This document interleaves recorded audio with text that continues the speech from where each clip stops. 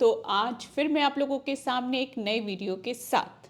आजकल आप लोग बहुत ज़्यादा सुन रहे होंगे डिफरेंट चैनल्स पे interim budget, annual budget, vote on account, अंतरिम बजट, और बहुत लोग इसको लेके कंफ्यूज हैं कि क्यों आखिर बजट को सिर्फ बजट ना बुला के अलग नामों से बुलाया जा रहा है। क्या इन नामों, इन टर्म्स के पीछे है कुछ भेद? तो हाँ दोस्तों, इसके पीछे है बहुत बड़ा भेद, और उसी को समझाने के लिए मैंने एक छोटा सा वीडियो बनाया है।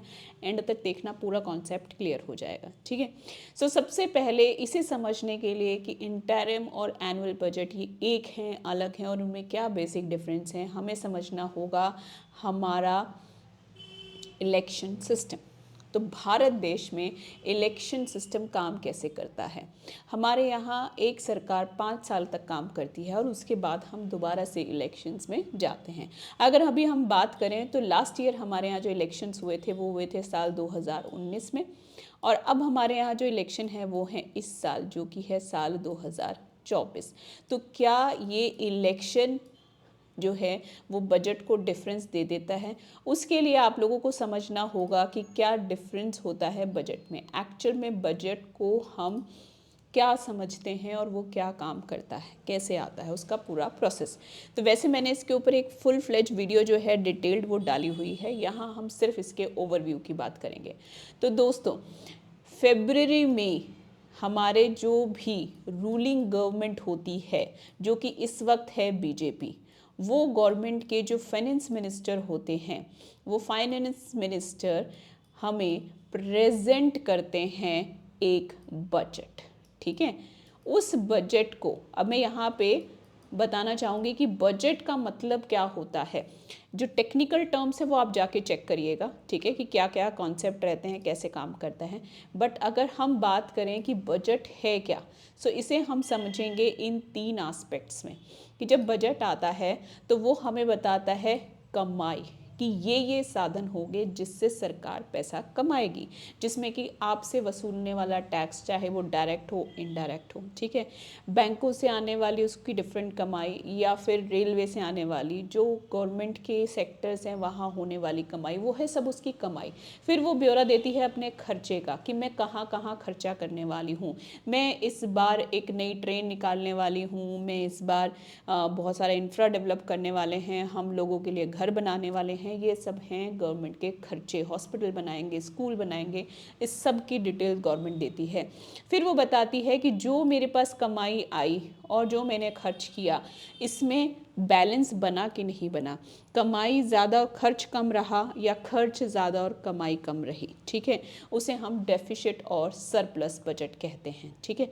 उसके बाद हम देखते हैं नेक्स्ट पॉलिसी मेकिंग। ठीक है। सो बजट जो आता है उसमें कुछ नई पॉलिसीज़ बनाई जाती हैं और हमारे सामने लाया जाता है, जैसे कि इनडायरेक्ट टैक्स को पूरी तरह ख़त्म करके जीएसटी को लाया गया था। ठीक है। जैसे कि कश्मीर को लेकर के एक पर्टिकुलर सेक्शन को ही उड़ा दिया गया था, है ना। सो इस तरीके की policy making, major decision making जो होती है वो बजट में होती है। टैक्स रिलेटेड मैटर्स, क्या टैक्स आएगा नया, क्या चेंज हो जाएगा, क्या उसके रूल्स होंगे, कैसे वो काम करेगा, ये सब कुछ जो होगा टैक्स रिलेटेड मैटर भी बजट में डिस्कस होता है। और किसी भी तरीके का कोई नया लॉ, है ना, क्योंकि हम लोग बहुत स्पीड से आगे चल रहे हैं, फ्यूचरिस्ट वर्ल्ड, तो दूसरे कंट्रीज़ के कंपटीशन में आते वक्त जब हम बहुत सारी नई चीज़ें देख रहे हैं तो नए रूल्स भी आते हैं जो अभी तक एग्जिस्ट नहीं कर रहे हों। तो उस तरीके के रूल्स भी जो हैं वो भी कहाँ लाए जाते हैं, बजट में। क्या ये सब में से कोई भी काम ड्यूरिंग द ईयर नहीं कर सकता गवर्नमेंट? तो न्यू लॉज लाना जो ये वाला काम है, ये काम बजट के अलावा भी साल भर में जब गवर्नमेंट को इमरजेंसी फील हो वो ला सकती है। ठीक है, उसमें कोई मनाही नहीं है। बट बाकी फाइनेंस रिलेटेड मैटर जितने भी हैं वो बजट में ही उसे टेबल पे रखने पड़ते हैं।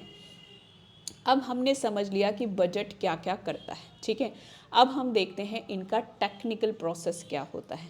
देखिए, जब बजट आता है तो सबसे पहले हम लोग ही देखते हैं कि हमारी फाइनेंस मिनिस्टर पार्लियामेंट में खड़े होकर भाषण दे रही हैं और वो हमें बता रही हैं कि देखो ये आया, यहाँ हम खर्च कर रहे हैं, यहाँ यहाँ होगा, ये पॉलिसीज़ हैं, ये इतना डेफिसिट या इतना सरप्लस बजट रहा एंड ऑल डिटेल्स। ठीक है, हम सुन गए, ताली वाली बजा ली, स्टॉक मार्केट ने अपना रिएक्शन दे दिया, काम खत्म। नहीं, काम खत्म नहीं हुआ, काम वहाँ से शुरू होता है। कैसे? बजट आता है 1 फरवरी को। ठीक है, हमें पता है कि एक बजट, जिसको कि हम एनुअल बजट भी कहते हैं, एनुअल का मतलब क्या हुआ? 12 महीने। ठीक है, और वो 12 महीने फाइनेंशियल एंगल से क्या होते हैं? 1 अप्रैल से शुरू होके 31 मार्च अगला साल। ठीक है, ये होते हैं वो 12 महीने।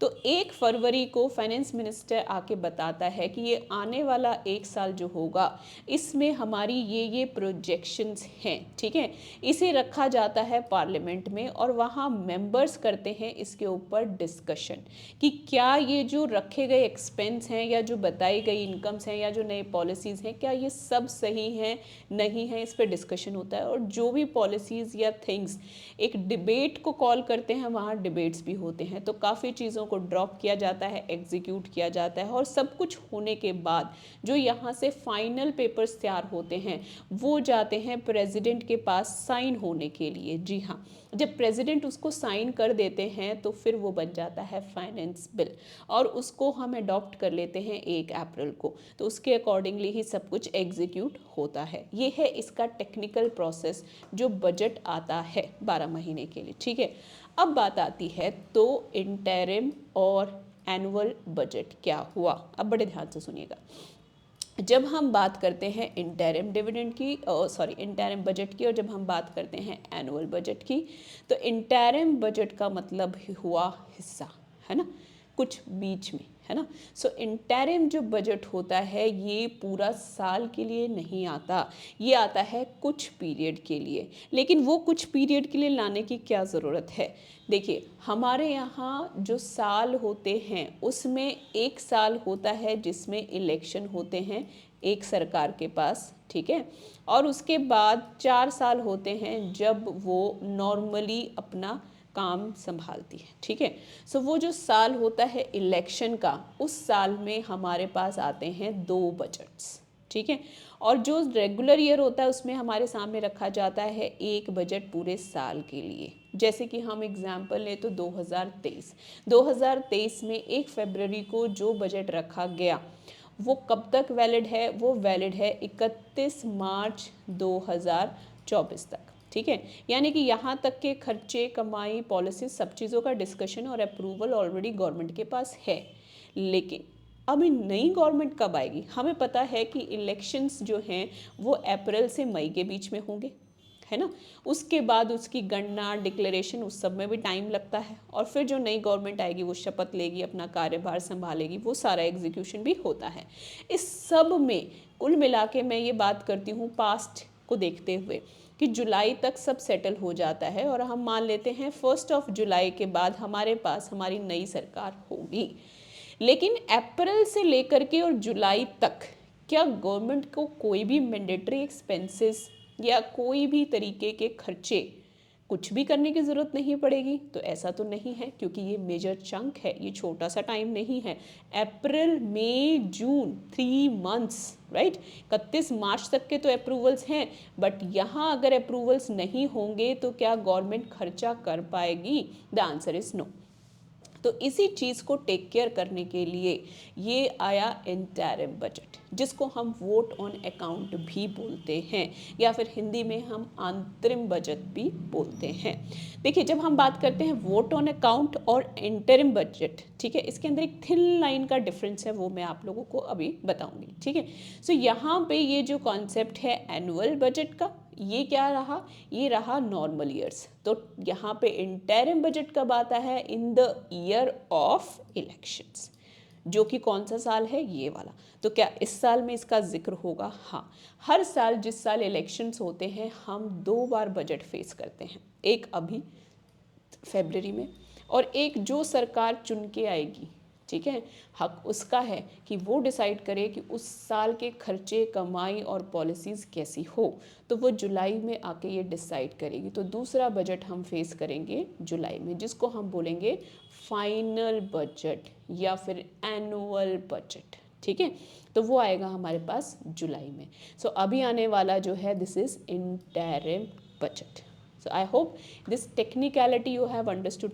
अब हम बात कर लेते हैं दूसरा बहुत इम्पॉर्टेंट आस्पेक्ट, वो ये है कि जो बजट आएगा तो क्या उसके अंदर इंटरिम बजट में क्या ये सारे मैटर्स, ये सारे ऑब्जेक्टिव रहेंगे।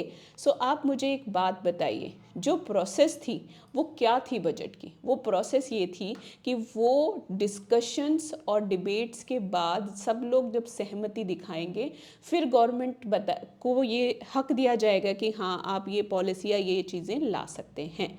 लेकिन यहाँ पे जो वोट ऑन अकाउंट है या फिर जो वोट ऑन अकाउंट है ये, या फिर हम बात करें इंटरिम बजट की, ये बजट आ ही रहा है कितने टाइम के लिए? इसका टाइम पीरियड होता है 2 से 4 महीने मैक्सिमम। तो इतने पीरियड के लिए जब गवर्नमेंट कुछ लेके आ रही है, सो वो उसका बेसिक इंटेंट क्या है? उसका बेसिक इंटेंट ये है कि जो यहाँ मेरे खर्चे हैं और जो यहाँ इमरजेंसी टास्क हैं वो रुकने नहीं चाहिए। मतलब कि देश चलता रहना चाहिए। ऐसा नहीं है कि इलेक्शन आ गए हैं तो हम 3-4 साल सब हाथ पे हाथ रख के बैठ जाएंगे, गवर्नमेंट सेक्टर्स कुछ काम नहीं करेंगे, कंस्ट्रक्शंस बंद हो जाएंगी गवर्नमेंट की, जो कुछ काम चल रहे थे सब। लेकिन अगर वो काम चलते रहेंगे तो क्या उस सब में हमें एक्सपेंडिचर की ज़रूरत पड़ेगी? क्या बार बार डिसीजन मेकिंग की ज़रूरत पड़ेगी? यस। तो वो जो डिसीजन मेकिंग होगी वो वोट बेस्ड होगी। सो वोट ऑन अकाउंट इसका नाम इसलिए रखा, वैसे ये ब्रिटिशर्स का रखा हुआ है, सो ये उधर से कैरी फॉरवर्ड टर्म है, हम इसे इंटरिम बोलते हैं। ठीक है, अब क्या है, क्योंकि यहाँ पे सिर्फ और सिर्फ नेसेसिटी बेस्ड चीज़ें हैं, तो इनकम क्या है इसका डिस्कशन यहाँ नहीं होगा, एक्सपेंस हम क्या करने वाले हैं इसका डिस्कशन नहीं होगा। ओनली द एमरजेंसी एक्सपेंडिचर्स, उसका यहाँ पूरा ब्यौरा दिया जाएगा और उसकी परमिशन पार्लियामेंट से ली जाएगी, बट डिबेट और डिस्कशंस के बाद नहीं, सिर्फ वोट करा के उसे पास कर दिया जाएगा। ठीक है, यहाँ पे ये एक बहुत बड़ा मेजर डिफरेंस है कि इतना टाइम कंजप्शन यहाँ नहीं होगा। जैसे ही बजट प्रेजेंट किया जाएगा पार्लियामेंट में ऑन 1 फरवरी, ठीक है, थोड़े से टाइम बाद ही वहाँ वोटिंग के बाद इसे अप्रूव कर दिया जाता है, क्योंकि यहाँ काफ़ी यहाँ पॉलिसीज़ का कोई जिक्र नहीं आता, डेफिसिट सरप्लस को गवर्नमेंट नहीं बताने वाली है। ठीक है, कि यहाँ कुछ होने वाला है ऐसा कुछ। उसके बाद जहाँ तक हम बात करें कि पॉलिसी मेकिंग, किसी भी तरीके की कोई भी नई पॉलिसी मेकिंग या टैक्स रिलेटेड जो मैटर्स हैं उसमें कोई भी बड़े बदलाव, ठीक है, छोटे मोटे बदलाव जो हैं वो गवर्नमेंट बिल्कुल कर सकती है पब्लिक को लुभाने के लिए या फिर रिलीफ देने के लिए। ठीक है, कोई भी किसी तरीके का नया लॉ यहाँ इंट्रोड्यूस नहीं हो सकता वोट ऑन अकाउंट या फिर इंटरिम बजट के दौरान। ठीक है, सो यहाँ पे जो ऑल एंड ऑल हमारे पास आ गई चीज़ वो क्या आ गई कि हम सिर्फ और सिर्फ टैक्स मैटर चेंजेस देख सकते हैं और हम एक्सपेंसेस को लेकर के गवर्नमेंट का एक टेबल किया जाना देख सकते हैं, जिसमें गवर्नमेंट ये अनाउंस कर सकती है कि भाई हम पब्लिक को ये चीज़ें यहाँ देना चाहते हैं। तो बिल्कुल पब्लिक को लुभाने के लिए वो अपने खर्चे या फिर कुछ छोटी मोटी डिसीजनिंग ला सकती है जहाँ वो रिलीफ देती हुई दिखाई दे। ये हो सकता है इंटरिम बजट में, और एनुअल बजट में वो फुल फ्लेज लेके आएगी जुलाई 2024 में। आई होप कि I have made this thing very clear. अगर हमें इसे कंक्लूड करना हो सो इट्स वेरी इजी। अगर हम बात करें इंटरिम बजट की, या हम करें वोट ऑन अकाउंट की, या फिर हम बात करें अंतरिम बजट की हिंदी में, ठीक है, तो ये कैसे अलग हुआ आपके एनुअल बजट से? ये पूरे के पूरे 12 महीने का बजट होता है, जबकि ये 2 से 4 महीने का बजट होता है। ये मेजरली बात करता है एक्सपेंसेस की, और कहीं ना कहीं ये पब्लिक को कुछ रिलीफ देता हुआ भी दिखाई देगा। यस, इसलिए हम इसका इंतज़ार कर रहे हैं कि अगर गवर्नमेंट को लोगों को कुछ रिलीफ देना है या फिर अट्रैक्ट करना है, तो यहाँ कुछ ऐसी अनाउंसमेंट्स हो सकती हैं जो अनाउंसमेंट से आप लोगों को अच्छा लगे। ठीक है, उसकी भी मैं एक छोटी वीडियो बनाऊंगी, व्हाट वी आर एक्सपेक्टिंग। ठीक है, यहाँ पे जबकि हम पूरी बात करेंगे, चाहे वो रेवेन्यू हो, एक्सपेंडिचर, ये पूरा का पूरा डिटेल्ड बजट होता है, एक एक पैसा इसके अंदर बताया जाता है, ठीक है। यहाँ एक लंबी प्रोसेस के बाद ये फाइनल होकर के अप्लाई करता है, यहाँ पे सिर्फ वोटिंग के आधार पे इसे इमीडिएट अप्लाई कर दिया जाता है। This is the basic difference between these two. I hope I have made this concept clear. और अब आप जब भी कभी सुनेंगे तो आप कंफ्यूज नहीं होंगे, इनफैक्ट कदम से कदम मिला करके उन न्यूज़ को समझ पाएंगे।